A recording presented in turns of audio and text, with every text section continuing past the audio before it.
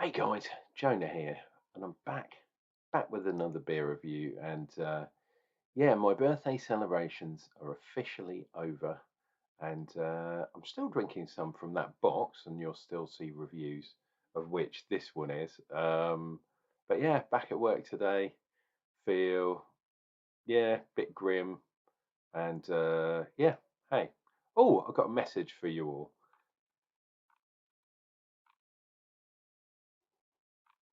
Fuck cancer. Right, let us see what we have today. We are going back to the Emerald Isle, and this one's kind of emerald colour in a weird way. It's by Heaney's Farmhouse Brewery, and this one is called Notifications Off. A good sentiment, to be honest. Turn your things off. This is a New Zealand pale ale, and it's made with Nelson Sauvin. So yeah, pretty cool. The label's really weird. It's cut at this weird angle, which is cool on the front. A bit different, but it's a bit weird if you're showing other kind of stuff on here. Um, let's have a look. AFK 000. I won't be BRB. Switch off and enjoy this Nelson Sauvin dry hop pale ale, bursting with grapefruit, gooseberry, and tropical fruit. And as we can see, we got wheaten oats in there along with the Nelson Sauvin. Where is the info? Oh, there's some more around here. Here we go. 4.7% on the ABV. There's the Heaney's logo, and there's all their socials. That's interesting. They're putting loads of social medias on a beer that says "Turn off all your social media." Essentially, hey, that's the way the world works, isn't it? Lots of dual messages.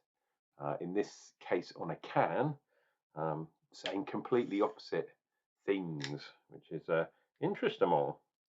Oh, this is a tough one to open. Did a bit of a pressure test. This has been sitting in the fridge for 3 days, I believe. So it should be nice and cold. And for a pale ale, that's what I like. I have got a beer fridge actually sitting in the shed down the bottom of the garden, but there's too many spiders in there, and they kind of scare me a bit. They take over. I have to wrestle them for the beers sometimes. Absolutely nuts. Right, let's pour this one in. Just said pale ale, didn't it? It didn't say whether it was hazy or not. So, oh, there's some particles going in right at the end. So, definitely going to be semi-hazy. Good fingers worth of fluffy white head, which is always a good thing. Oh, it smells lovely. Right, let's try and get a nice shot of this and this and this, maybe. Try and get away with that. I don't know why, but for some reason, um, when I try and put my videos from YouTube and upload them onto things like Facebook, it doesn't transfer the picture over. So I guess they're vetting the pictures now, and it's me holding a beer. I'm not sure what could possibly be wrong with that, but yeah. So if you hooked up with me on Facebook, it doesn't do it on Untap. Untap do not care, which is brilliant. But if you're hooked up with me on Facebook, you might see that I haven't uploaded on Facebook, but I have on YouTube.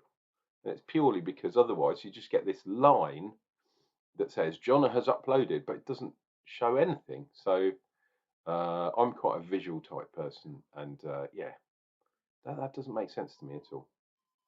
I guess they want a human to look at it, but me holding a beer, yeah, it's wrong to a certain degree. Or maybe they're worried because there's a lot of civil unrest going on in the UK at the moment. Apparently, there's a riot going on tomorrow in Dover, which is where I work. And yeah, we've been told basically don't come to work tomorrow, work from home. Cool. I don't need a second invitation. I usually work from home anyway, but yeah, that's another matter. So yeah, we're getting some lovely high notes. We're getting tropical things. I'm getting a bit of kind of green sourness too. I mean, I guess they referred to that as gooseberry, I think, on here. He says, looking at the back of the can, out of shot. Terribly unprofessional. Um, but yeah, it's kind of, I don't know. Hopefully that won't come across on the taste. It's a bit of sourness. Nelson, usually I get lovely white things, but everything in this glass is telling me green things today. Not sure why.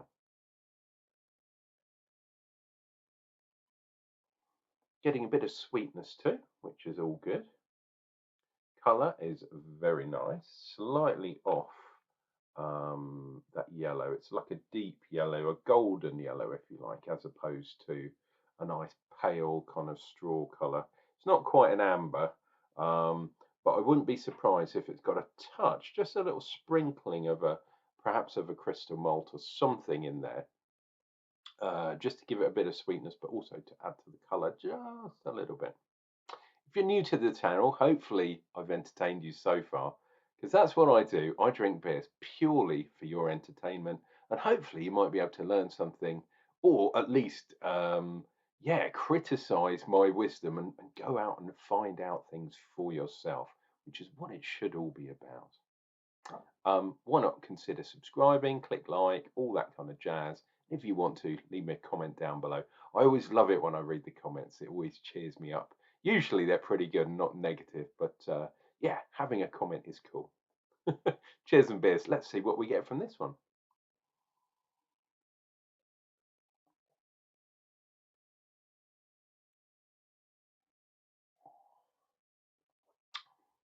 Ooh, okay.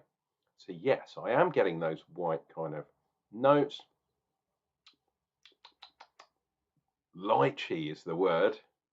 So I do forget lychee for some reason, but I'm trying to get it ingrained into my brain. Nelson Saville, for me, gives lychee, gives those white kind of things, lotusy blossomy type things. Um, Other white fruits are available, white grape perhaps, but in this one I'm not really getting that grape thing. And I'm glad to say that that sourness, which I guess was the gooseberry that they referred to on the can, seems to only be on the nose and not come through on the mouth, which is brilliant. Um, it's a shame though, because the way you're supposed to do beer is eyes, nose, mouth, right? So look at it, have a smell, and then taste. And obviously, your nose and mouth are connected. So sometimes the smells and the receptors in your nose kind of link into your mouth as well. So if you don't leave a bit of a gap between you're smelling the aroma and actually drinking. Anything that's slightly dodgy in the nose can also come through in the mouth. So I try not to. I mean, it's inevitable because when you drink, as you drink the beer, some of it's going to go up your nose anyway. So you are going to get this. But the long way round, sorry, dear viewer, but hopefully I'm educating you to some degree. Um, yeah, this is a much better beer on the mouth than it was for me on the nose. Let me know in the comments down below. Do you get that sometimes? The nose and the mouth don't necessarily don't connect very well. It's weird, especially when we're going down this route of really fruity beers. With kind of old gnarly beers, the ones I really like, dishwater beers that I grew up on back in the 80s and 90s. Although craft beer was kind of there to some degree, not in the form it is now, of course. Um, but yeah, sometimes you get some real stinkers on the mouth. Strawberry beers, I always call them. That's not they've got strawberry in the beer. That's just what me and a couple of my old muckers, um, one of who's not around anymore, we used to go, "Oh, that's a strawberry," and we'd instantly put it down because strawberries can be very bitter if fermented. Ooh, crazy. But today we've got lovely white, lovely top notes, lovely high white things in the palate. synonymous with wine, hence the name Nelson Sauvin.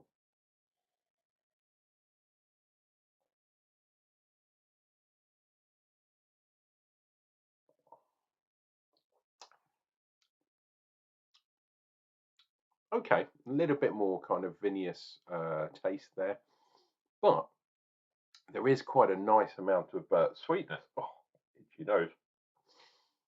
And yeah, it doesn't actually say what the malts are on here. Yeah, it just says barley, wheat, and oats. So that's a shame. But I suspect that there is something like a crystal, maybe a light crystal, crystal 30 or something, just a tiny bit, or maybe even up to a crystal 60, but a tiny, tiny, tiny pinch,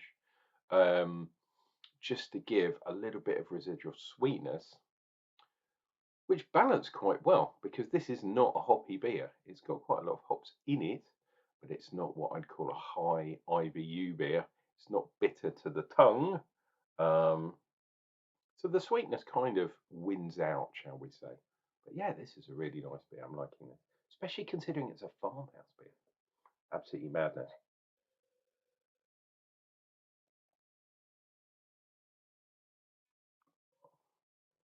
Oh, really clean, really crisp. Yeah, really, really good pale ale. Let's have a look at Foam Watch. What we do on this channel, we definitely have the lines here because of the wheat and oats. Big one, another big one, a really, really big one. And on the back is when I try and look for sort of weird shapes, like looking at clouds. And in this case, we've got a sort of weird kind of, I don't know, I always think raging dinosaurs and things rearing up. Oh, there's a sort of horse-shaped thing up there, perhaps. Um, and that tis about it. There's a weird thing down here, an amoeba of some type. And there we go, back to the lines and the haze. Look at that. That's quite cool. It's like a sort of tortoise shell. It's interesting. I love foam. I think it's cool. Dr. Charlie Bamforth would like my videos. I doubt he's ever seen them, but yeah, you got to give the foam a bit of love every now and then. This has been Unclejona drinking another beer for your entertainment. This is the Heaney Farmhouse beer. Notifications off. They're from Ireland. I forgot to say they're the Northern Ireland, but they are really good.